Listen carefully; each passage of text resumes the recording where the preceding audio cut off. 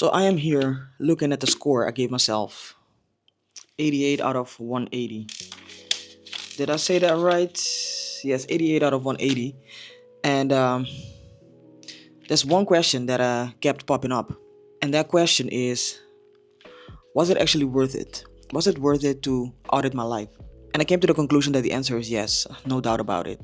There is not a single part of me that wishes it didn't know what is going on. Because the thing is that not knowing is not peace. It's giving an excuse to stay exactly where I'm at, regretting every life choices I've made if I choose to ignore the outcome of this audit. One thing that scared me the most, but at the same time, I shouldn't have been surprised, is work and career. So for each area, I could give myself a maximum of 30 points, meaning that 30, everything is perfect, and 0 or everything below 30 is not so good. And I got a 2 out of 30 for work and career. Something that I, in a way, already knew, but it's different when it's on paper. You can complain or say that you're not satisfied with something, but once you see the facts, like written down, that's when reality really hits, and it did. Trust me, it did. While I was filling in the audit, I caught myself making the situation less worse than it actually is. And maybe doing exactly this in different areas in life got me to where I'm at today. Softening a situation just to deal with it doesn't make it better. Usually it makes it worse, and I'm experiencing it as we speak. So when I made the audit, I also made an action plan. I had to do some things, short-term things, but also things for on the long run. And one of those short-term things was to put myself online on a freelance platform like Fiverr to promote myself. I didn't want to do it because I was expecting to get something out of it. Would be nice, but I did it to let myself get used to being seen. Being seen, putting myself out there. Because I realized before the audit, long before the audit, that I was struggling with that. I know what I want, but at the same time, it feels scary to put yourself out there and to take yourself serious to the point that other people take you serious, because it always starts with us. So I did. I put myself out there. No response, but that's okay. By doing that, I learned that it's not that scary after all. And not getting a response is not going to kill you.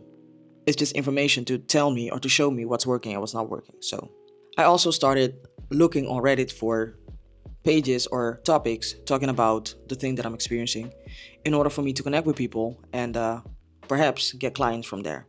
To be honest, I haven't checked the website after I replied to certain comments, so I still have to do that this coming week. And to be honest, reflecting on the audit took a bit longer because work is literally draining me. There were days that I came back from work and I had no energy to do anything because I felt so empty. And this is a sign, this is a signal that things need to change. So to circle back on the question, I am definitely happy that I did the audit because now it's up to me to deal with the reality, the outcome, and change the trajectory of my career, of my life. The thing is that if you work full-time or even part-time, me for example, I work 32 hours a week. And if you're more in a certain place that drains you than you're in a place that gives you energy, you have to make sure that the place you stay at or you work at is as best as it can be. Otherwise, it will drain the life out of you and your private life suffers. Luckily, I'm not there yet and I don't want to get there either. So it's up to me to find a way to change this whole situation. I struggled to admit that it wasn't going well, but now I can definitely say that I know that this is not the thing for me anymore.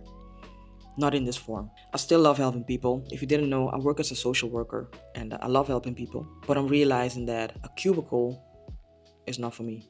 I need and I want more freedom. And in my opinion, freedom to me is being able to work for myself, so not for a boss. Being able to, for example, let's say I want to go on vacation tomorrow or next week. I could just do that without asking for permission. And also being able to work remote. For example, if I go on vacation, I want to be able to work, even if it's 8 or even if it's 12 hours, but I want to be able to work near a beach or from my Airbnb or whatever. A cubicle is not for me.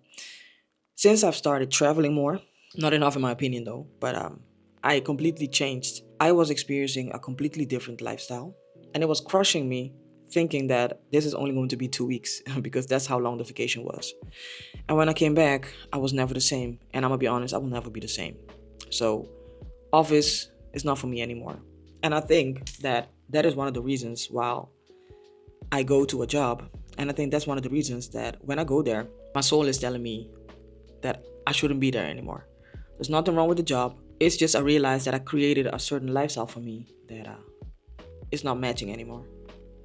I'm changing. I'm evolving, and that's a beautiful thing. But at the same time, it feels scary too, because how do you let go of the traditional route of making money for something that right now still feels so freaking far away?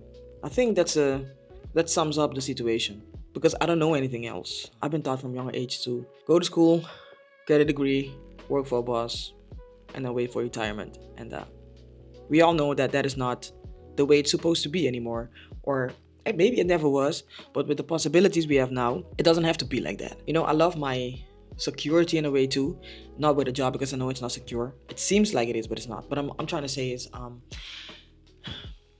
afraid that if I quit, I'm not gonna be able to sustain myself anymore. I have some savings, but I'm afraid that the safety net is going to fall away. I don't know if that's even the correct term, but you understand me, I hope. It scares me, because now I know every month I get a certain amount of money, but if I don't have that anymore, I have to make sure that I don't get homeless, for example. So as you can see, a lot of insecurity, a lot of doubts. I really hope that during these coming weeks or months even, I get more clarity and more certainty in myself to do this, man. To say I walk away on good terms and never look back. So that's it, the reflection. Short but sweet, I guess. If you made it this far, thank you for your time. And I'll see you in the next one.